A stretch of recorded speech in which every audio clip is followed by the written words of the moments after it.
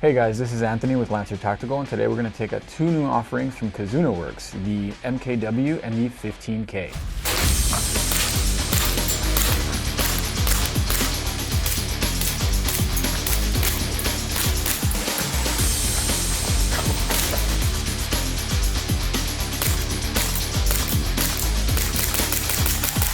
So to start off, these are two new offerings distributed by Lancer Tactical. They are from Kizuna Works.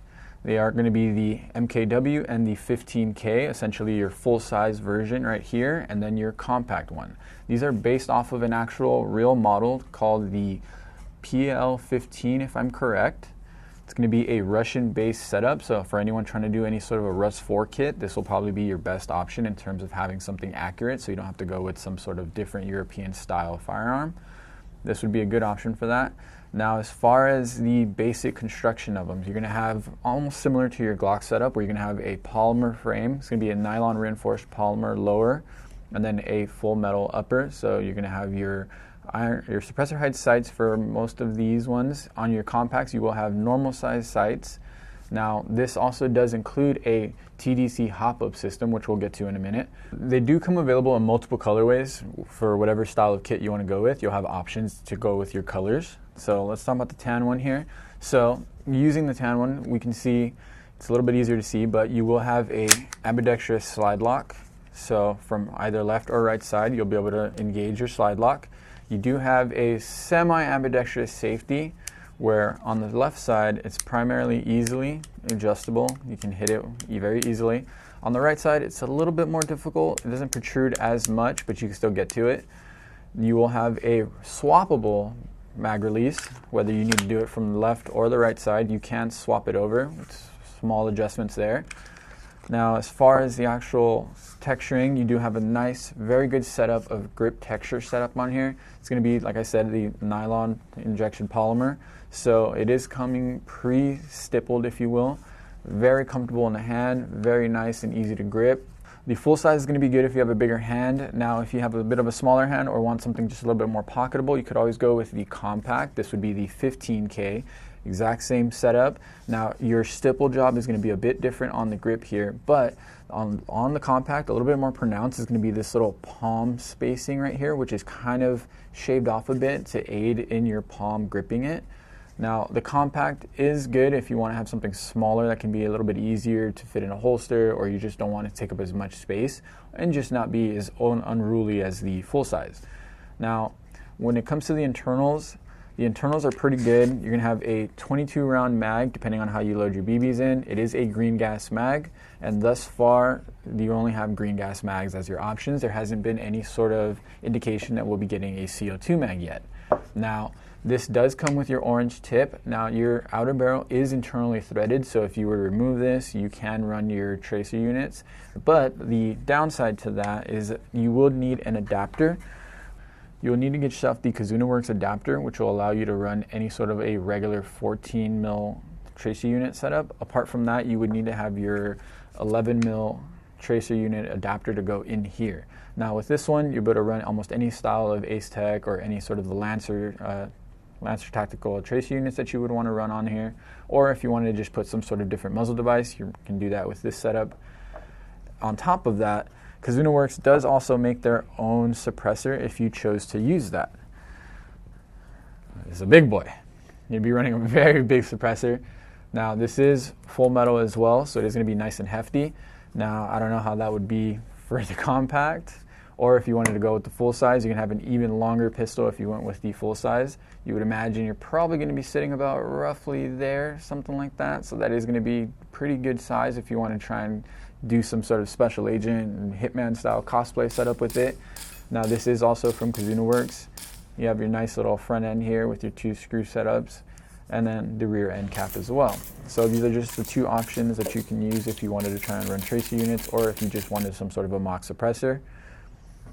Now, this does come with, like I said, a TDC Hop-Up system, so we can take a look at that really quick.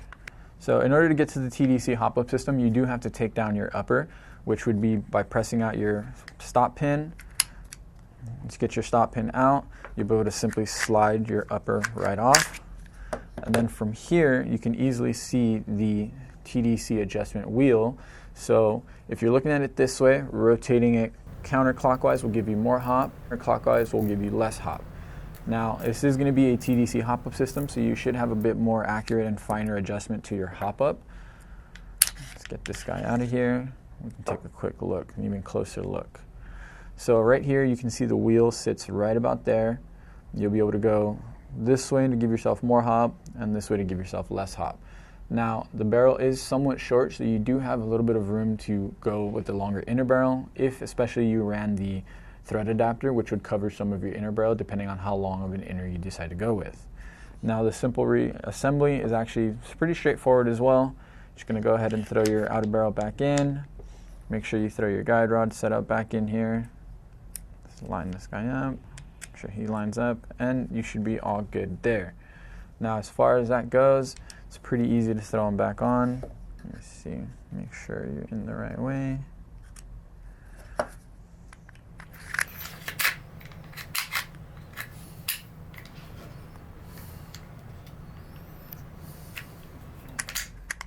And you're all set. On top of that, both of the offerings will come with an integrated pick rail on the front end here. Obviously the MKW being a bit longer, but this will allow you to run any sort of a light or laser, whatever you choose to run. I would go with something a bit smaller for this one, unless you don't mind it protruding a bit much. I've always been a fan of having it be somewhat flush, so for the MKW, I would prefer to go with something a little bit more sizable, just to give it that, full feel. Now, one key notable difference between the 15K and the MKW is going to be mag capacity. As where this guy holds 22 rounds, this one will hold 26. So a few more BBs there for your needs. Now, they do both chrono at around 290 to 310 FPS, making them a relatively perfect sidearm for any sort of sniper loadout. So if you need to get in and clear those buildings and you have an engagement distance with your sniper, this will be more than adequate for dealing with anybody that you find indoors. Now, both offerings as well do come with a full metal slide setup, so you don't have to worry about anything cracking on you through some sort of aggressive or hard use. Now, on the other side, the internals, they both come with a steel sear and valve knocker, as well as some of the other internals are just a bit more stout right out of the box. So you don't have to worry about anything breaking on you too easily. These are going to be really reliable right out of the box. I would say that this is going to be one of the better options if you're doing some sort of specialized Rust 4 kit. Maybe you're doing a milsim event and you need to have a good sized or just a accurate Russian pistol for yourself to use. This would be a very good offering. Apart from them being good for your sniper loadouts, I could see these going really well if you're trying to do some sort of, like I said, a straight milsim reenactment scenario. You can go with the compact, you can go with the full size. I would be inclined to try and run this in some sort of a smaller sized holster, just to give it a little bit smaller profile overall, since that way you'd be taking advantage of the compact size of it. So for those of you that have noticed, they are pretty reminiscent of some other style of replicas in the market. Some might say that this looks a little bit like a Glock from a distance. Some might say that this looks a little bit like a CZ from a distance. To me, they kind of remind me of the Archon Type B, if you know which one that is. If you do, kudos. But this is going to be something that's a bit more comfortable than some of those other offerings. I do, in fact, like the really, really deep beaver tail setup here that you get, so that way you can avoid, some of you might know what they call the Glock bite, whereas your slide will reciprocate and grab you in the webbing of your hand. This guy being nice and deep with a nice long backstrap here sets it up and keeps you from getting that slide bite.